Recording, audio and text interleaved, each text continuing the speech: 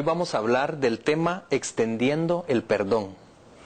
No hay un tema más práctico y necesario en la vida cristiana hablando de nuestras relaciones unos con otros como el tema del perdón. ¿Cuántos de nosotros hemos tenido conflictos aún entre los hermanos de la misma iglesia o entre la familia, y esos conflictos nos han llevado a amargura, a resentimiento? El perdón es un tema tan indispensable que sin el perdón no hubiésemos ni siquiera entrado a la familia de Dios. Es el perdón de Dios hacia nuestros pecados el que nos da la entrada a ser restituidos como hijos de Dios. El perdón es tan importante para mantener la unidad. Para Dios es muy importante las relaciones que tenemos, tanto que el mandamiento más grande de todos es: amarás a Dios sobre todas las cosas. Y el segundo es semejante a este, dijo Jesucristo: amarás a tu prójimo como a ti mismo. En el amar a Dios y en el amar a mi prójimo implica relaciones. O sea que tenemos que tener cuidado y guardar las relaciones que tenemos con Dios y con otros. También Cristo, cuando intercedió por la iglesia poco tiempo antes de su crucifixión, lo que Él pidió fue: Padre, yo te pido que ellos sean uno, así como tú y yo somos uno. Yo te pido que sean uno para que cuando el mundo vea, crea que tú me enviaste. El amor en el cuerpo de Cristo es lo que va a manifestar la verdad de Jesucristo en nuestras vidas. Pero ¿cómo vamos a manifestar ese amor si no mantenemos la unidad? ¿Y cómo vamos a mantener unidad sin ese elemento indispensable que es el objeto de nuestro estudio el día de hoy? Hemos oído frases como: bueno, yo perdono pero no olvido. O eso sí, nunca más me lo van a volver a hacer porque ahora ya voy a estar a la defensiva. Vamos a ver el primer diagrama, es el 200A. En este diagrama podemos ver el curso de nuestras relaciones. Comienza donde dice la palabra atracción. La fase de atracción es la primera fase en toda relación. Por ejemplo, si un muchacho soltero ve a una muchacha soltera y le gusta, siente atracción por ella y dice: bueno, quisiera platicar con ella, la voy a invitar a reflexionar. Existe atracción también, por ejemplo, en una relación, en un grupo musical. Yo toco guitarra y me gusta la música y veo que es un buen grupo. Me atrae ir e investigar cómo puedo ser parte del grupo. En fin, hay muchos tipos de relaciones que nos interesan. Entonces la atracción es el primer paso. El segundo paso, vemos en el diagrama 200A, va hacia la apertura o franqueza. Hay apertura de ambas partes. Los muchachos solteros que salen a refaccionar, hay apertura. ¿Cómo te llamas? ¿Dónde vives? Cuéntame, ¿viven tus dos papás? ¿Cuándo empezaste a estudiar? Etcétera. Hay apertura en el grupo de alabanza de la iglesia, cuando yo llego y bueno, quiero escuchar cómo tocas, me gusta, y cuándo aprendiste, etcétera. Luego de ese tiempo de apertura, existe lo que se llama el compromiso. Esta C que ven en el diagrama es un compromiso que se establece en toda relación. Nadie se compromete para sufrir. Realmente el que se compromete es porque quiere llevar la relación a un nivel más profundo. Todos los que se casan en un momento dado es porque piensan que realmente van a dar un paso a una plenitud en la relación. Igual, el compromiso puede ser: bueno, socio, vamos a formalizar esta sociedad y vamos ante un abogado y hacemos un compromiso, una sociedad anónima, por ejemplo. O también el que va al equipo de alabanza dice: bueno, ya eres parte del equipo de alabanza, ahora tienes que venir todos los sábados en la tarde, son ensayos, tienes que presentarte a la iglesia todos los domingos, etc. Esos son compromisos. Luego de esa etapa de compromiso viene la siguiente fase, y es la exposición. O sea que hay una mayor exposición de mi vida con la otra persona en la relación. La semana después de regresar de la luna de miel, los casados pues descubren muchas cosas, ¿verdad? Tal vez, ay, no sabía que olía tan feo antes de echarse el desodorante, o no sabía que se miraba así sin pintura, y empieza a haber una exposición de las personas, de la realidad de la vida de cada uno. Resulta que le llegan a cortar a la esposa la luz en la casa porque al esposo se le olvidó pasar a apagar la luz. Y ella viene y dice, ¿qué te está pasando? ¿Por qué sos tan despistado? Nos cortaron la luz, ya no pude cocinar, ya no pude darle de comer a los niños, me estás afectando. Y así sucesivamente. Es una exposición porque como somos distintos va a haber roces. Y esa es la siguiente fase después de la exposición, el conflicto. Después de un compromiso y exposición vienen conflictos en las relaciones. Esa es una de las primeras verdades que nos va a empezar a libertar. No puedo pretender que no hayan conflictos. Podría ponerme de alfombra de alguien y decir, nunca voy a tener un conflicto con este, voy a hacer todo lo que quiera, pero nos vamos a estar equivocando. En lugar de tratar de evitar el conflicto, debemos pensar, ¿qué voy a hacer la siguiente vez que venga un conflicto? ¿Cómo voy a manejar el conflicto? Hay conflictos de todo tipo. Ya no es lo mismo ver al pastor predicando el domingo, ¡ala, qué ungido, qué bendición! Que llegar y trabajar en la oficina, en la iglesia, todos los días con él, viene el choque. ¿Qué pasó? ¿Qué actitudes tan carnales? Yo creí que era diferente. ¿Cómo me trató de mal? Bueno, eso es natural, es parte de la vida. ¿Qué voy a hacer después del conflicto? La respuesta natural ante un conflicto es la separación. Vemos en el diagrama que dice separación espiritual, mental, emocional, sexual, física, financiera, legal, separación permanente o divorcio. Tendemos a separarnos como primera reacción en nuestra carne. Está bien, no manejas bien el dinero, mejor maneja tú tu chequera y yo la mía, dicen los esposos. Maneja tú tu dinero y yo el mío.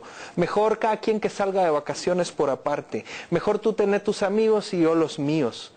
Y son decisiones que tomamos, que tendemos a dividir la relación, derivado de los conflictos.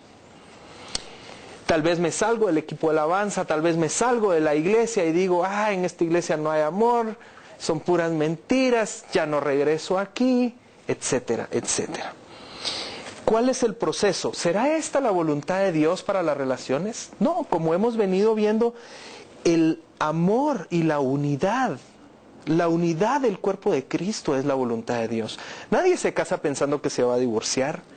Nadie quiere una familia destruida, los hijos por un lado, los papás por el otro. No, la voluntad de Dios es la unidad. El que quiere la división es el diablo. La palabra diablo viene de división. Entonces, vemos en el diagrama, el arrepentimiento es el primer paso para la solución. Cada una de las partes, o por lo menos una de las partes, debe arrepentirse y buscar la reconciliación. La reconciliación tiene dos partes, extender perdón y pedir perdón. Hoy estamos viendo la primera parte de la reconciliación, que es perdonar. Lo primero que yo tengo que hacer es perdonar genuinamente. Y eso me va a llevar a la última fase que vemos acá, es la unidad. El perdonar y el pedir perdón, el reconciliar, me va a llevar a la unidad nuevamente en la relación, que es lo que quiero y es lo que quiere Dios. Esto me va a permitir tener un amor maduro, llevar esa relación a madurez. Posteriormente voy a poder disfrutar de esa relación después de haber superado los conflictos. Pasemos al siguiente diagrama, el 200B, en donde vemos que hay una flecha grande que indica armonía. Aquí están las dos partes de la relación en unidad, como uno solo. Van en el camino hasta que hay un choque, se golpean con un conflicto. Yo me acuerdo cuando éramos novios con mi esposa, cuando cumplimos el primer mes de novios, y aquellas cartas de amor, y qué bendición, y tú eres la persona de Dios para mi vida, etc. Y yo decía, yo no entiendo cómo puede ser posible que alguna vez me vaya a pelear con ella. Nuestra relación es perfecta, nos llevamos de maravilla. Hasta que a los pocos días después de eso, el primer conflicto, la primera pelea. Y uno se sorprende, dice, ¿cómo es esto? Sí, así es. Bueno, este es el conflicto, y el conflicto tiende, como se ve en el diagrama, a dividir las dos partes. Nos separamos y nos distanciamos emocionalmente. Nos dejamos de hablar tal vez un tiempo. Hay dolor, autojustificación, silencio, ira, resentimiento. Y luego, lo que estamos viendo acá es el conflicto personal sin perdón. Es decir, si no hay un perdón genuino, entonces podemos pensar que el tiempo va a ir aplacando las cosas. Al pasar el tiempo empezamos otra vez, como se ve en el diagrama, a juntarnos, casi hasta tocarnos, pero nos quedamos divididos. Ya no es lo mismo que antes, ya no siento lo mismo, ya no me doy tanto, no abro mi corazón tanto, no vaya a ser que me vaya a herir de nuevo. Entonces ya existe cierta división. Se olvida gradualmente la ofensa, pero no totalmente. Nos estamos llevando mejor, pero no existe unidad verdadera. Eventualmente se hace a un lado la ofensa, la herida, pero nunca es sanada totalmente, si no hay un perdón genuino. Pasando al siguiente diagrama, 200C, vemos la letra A que dice pretendiendo, es equivalente al diagrama anterior 200B. Luego de ese primer conflicto tenemos otro conflicto, el B. Solo que esta vez es más grande. Ya es la segunda vez que nos cortan la luz porque no pagas, así que ¿qué está pasando? Es más grande el pleito. Al principio pretendemos que no pasó nada. Luego continuamos tolerando. Bueno, ni modo, tengo que aguantar a esta persona. Las cosas están bien por ahora. Pero viene otro conflicto otra vez, más grande, y empiezo a resignarme. Ni modo, así es la vida. Hasta que vienen los conflictos y son más grandes cada vez y ya no los aguanto. Entonces me voy al D, me doy por vencido. Ya no hay esperanza de que esto funcione. Entonces me divorcio o tomo decisiones de separación permanente. Imagínense ustedes que hay países en los que ya los hijos se pueden divorciar de los papás legalmente. Solo basta con una llamada, ya no aguanto a mis papás, y legalmente el gobierno toma a los hijos y se divorcian de los papás. Es increíble a dónde hemos llegado. Esto es el conflicto personal sin perdón. Ahora, hemos hablado bastante de la necesidad del perdón. El versículo clave del tema lo tenemos en la primera página, que dice: más bien sed bondadosos y misericordiosos los unos con los otros, perdonándoos unos a otros. Efesios 4:32. Eso es solo uno de tantos pasajes de la Escritura que nos anima a perdonar. El Señor nos manda a perdonar. Ahora, ¿qué es el perdón? Porque hemos oído mucho del perdón, pero muchas veces no entendemos a profundidad. Perdonar es rendir mi derecho de acusación. Perdonar es entregar mi causa al juez justo y de verdad mirar a la persona como que ya no es culpable. Mirar a la persona como que ya no tengo por qué vengarme, ya no estoy resentido con la persona. Trato con ella como que si nunca me hubiese hecho nada.